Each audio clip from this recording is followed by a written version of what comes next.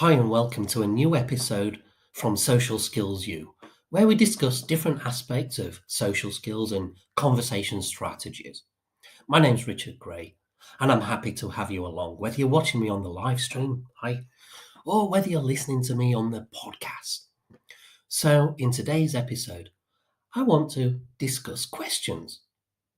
Now, I've been a student of people, an observer of people for many, many, many years now. I've paid attention.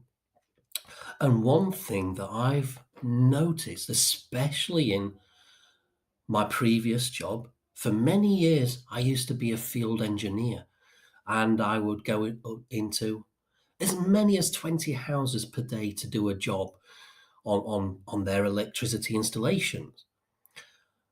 But on average, I would say I'd probably go into around between 5 and 10 houses per day. And I could be on site for anything between 20 minutes up to 2 hours. So I've made this observation over the years, and I think it's pretty accurate. It's not foolproof, it's not 100%, but it is a pretty good observation. I feel it's come true, or it's resounded true so many times over the years. And that observation is this: when I go into somebody's house, they're not to do a job, they're not particularly benefiting from the job that I'm doing because I was there to do a job that benefited the company I was working for. It was just maintaining or updating some part of the installation, the meter or the pipe work or the cables that maybe had degraded, or the cutout fuse coming into the property. Whatever it was I was there to do, it didn't necessarily benefit the customer, so they had a low level of involvement in it and benefit from it. So many people, just once I was in the property and they knew who I was, and they trusted me to get on with the job, many people would just leave me to get on with it.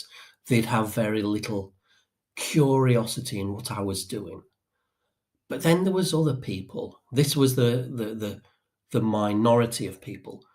And they, even though they had no interest, no benefit, no payoff to what I was doing, they were curious. They asked me questions. Now, the difference between these two demographics, and this is where I'm trying to avoid generalizing, but the vast majority of those that left me to my own devices were people that lived in poorer circumstances. The ones that asked me the questions and got curious about what I was doing, they were the ones that lived a more middle class or upper class lifestyle. It tended to be an expensive house. They had a more high powered job. I mean, this is surface level observation, of course, but it's a pretty fair observation based on the environments that I was in. So the curious people tended to be the more well-off people, the people that had the highest skilled, more high-powered jobs. And those that had no interest in me, no curiosity in what I was doing, and just left me alone to get on with the job, they were the ones, on the whole, in the vast majority, that lived in lower quality, lower value circumstances. Maybe it was in a council flat, maybe they had kids, maybe they had a low income, and the properties were in poor condition, they were poorly looked after. It's a whole general bunch of observations that come together. The type of foods that you would see there, the state of cleanliness of the property, the quality of the furnishings, the property itself, whether it was on a housing estate or whether it was a in a more exclusive area. All these little observations there, the way the person dressed, the way they talked, all fed into this division of these two types of people, the ones that asked the questions and the ones that didn't. The ones that asked the questions and got curious, they were the people that tended to have the expensive car in the drive, going out to do a highly skilled job. They were the ones with that different mindset. That's, well, I don't want to label the type of mindset, but I think you understand what I'm driving at here. The people that ask questions are those that are tending to be in higher positions in life. Now, questions make, if they're the right type of questions, they can make the other person feel good and feel important in your presence, having a conversation with you. If you're asking them questions and then you're actually listening to the answer. Now, there's a balance to be drawn here between, firing one question after another and getting into interview mode. We don't want that. But there is a nice balance to be had here.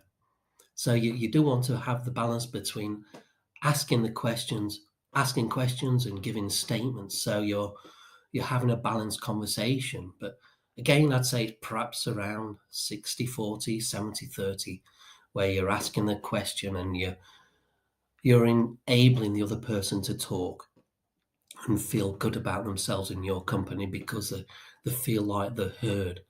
So there's three types of questions in general. The first is the closed question, which you would use to break the ice and open a conversation with and just get a sense of whether the other person is receptive to a conversation.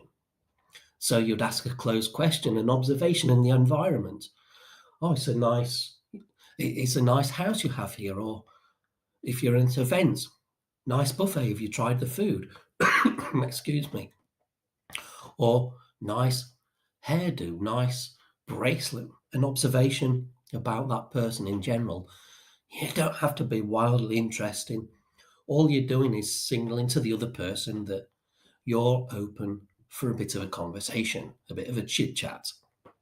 That's the only purpose of the closed question, is to ask somebody a question that they can answer with a 1 or 2 word reply. And if it feels like they're open for further dialogue, then you can go for an open question. And the open question is one that needs to be answered with more detail. So I would say a question, there is a method that we've covered in an earlier episode called the R method. So the closed question stands for the A. You anchor yourself into the environment. You make a comment around the environment. The R is a reveal. So you reveal something about yourself. And it all depends on the environment you're in, of course. So if you're to a wedding reception, you might reveal that you know the groom and he was out on his bachelor party the previous night.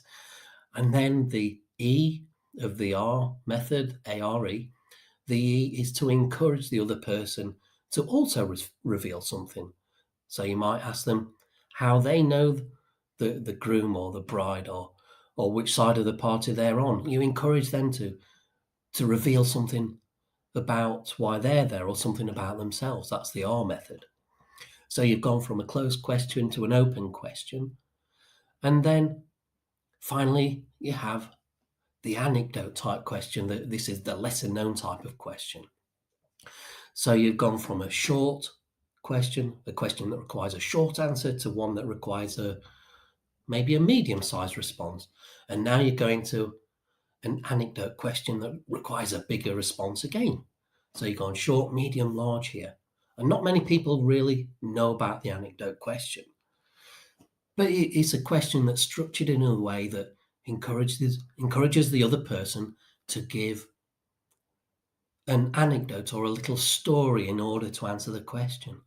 For example, you ask them, if you're having a conversation about music, maybe you've found out that they play the guitar. Now, you might have started out with a closed question. Do you play any musical instruments? They say yes. Oh, great. What kind of musical instrument do you play? What attracted you to that instrument? And then they give you a more open question about the guitar. And then you could go for the anecdote question. Tell me, how did you get into playing the guitar in the first place? And now they need to give you an anecdote in order to answer that question, a story about how they got into that guitar playing in the first place. So that's the three different types of questions. So in summary, don't ask too many questions and get into interviewer mode. You also want to be giving the other person information about yourself. These are the statements. So a good balanced conversation is an exchange of questions and statements. So they tell you a story. If you've got something related, you can say, then you can give them the information as well, and they learn about you as well as you learning about them. So that's it for questions. And that was my observation from my many years of working as a field engineer. I don't know if it's valid, but it's a very strong observation that I made over the years, that the people that are more inquisitive, more curious, ask more questions, they are the people that are more engaged with other people.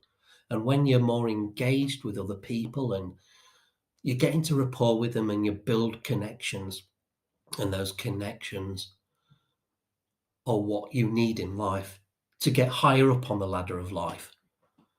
But that's straying into different territory. All we're focused on today is the art of asking questions and making the other person feel like they matter to you, they're important to you. You're not just asking out of a mechanical need to progress the conversation.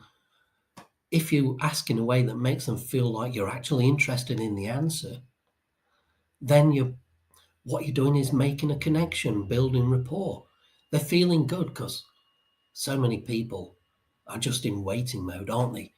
You're speaking and you can just feel that they're waiting impatiently for you to finish so that they can start speaking. But imagine if you're speaking and the other person is listening intently to what you're saying. It's a whole different feeling, isn't it? I don't know if you experienced it. I hope you have. It's nice to feel like you're being heard and that the other person is interested in you. That is one of the ingredients of charisma. So if you want to up your game in charisma, ask questions and bloody well listen to the answer and make the other person feel like you're interested in it. Okay, that's all for this episode. Thanks for listening, and I look forward to joining you again on your car ride, in the podcast, or wherever you're watching me on the live stream. Thanks for listening and thanks for watching.